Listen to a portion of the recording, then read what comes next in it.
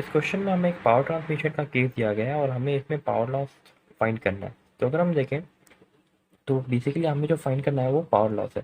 मतलब ये P A minus P B हमारे पास हो जाएगा पावर लॉस।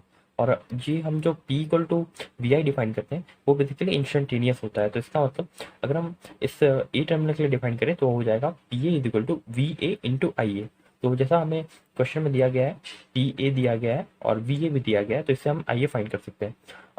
अगर हम देखें तो इस ए टर्मिनल से बी टर्मिनल में जाने का करंट के पास एक ही रास्ता है और ये इसका मतलब ये पूरे सीरीज में है, ये सीरीज कनेक्शन है। तो इसमें हम बोल सकते हैं जो हर एक पॉइंट पर आई की वैल्यू सेम होगी। तो अगर हम आई की वैल्यू फाइंड करें तो हमारे पास आ जाएगा P is equal to V into I for terminal ए।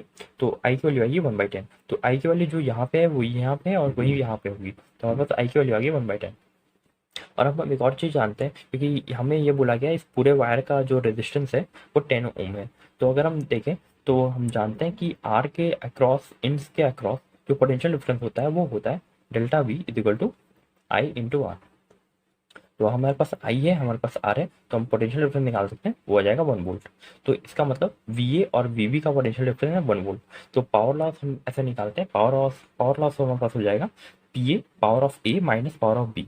और अगर हम देखें दोनों दोनों के पास जो करंट है वो करंट की वैल्यू सेम है, तो अगर हम करंट की वैल्यू आई कॉमन ले लें तो हमारे पास आ जाएगा V A minus V B. इसे हम डेल्टा वी लिख सकते हैं और डेल्टा वी हमने अभी ही फाइंड किया, वो हो गया 1 वोल्ट। तो हम इससे निकाल सकते हैं 1/10 इंटू 1 दैट इज 0.1। तो हमारे पास जो पावर लॉस आ जाएगा वो 0.1 वॉट आ जाएगा।